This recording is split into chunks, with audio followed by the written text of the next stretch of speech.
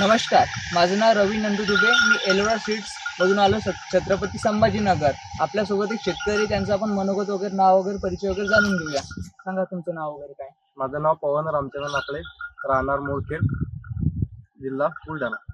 Mobile number 96 73 67 14 91. आपण हे कोणतं वाण लावलं होतं हे एलोरा कंपनीचं क्रांती 56 हे वाण लावलेलं आहे. किती तारखेला पेरणी वगैरे केली तुम्ही?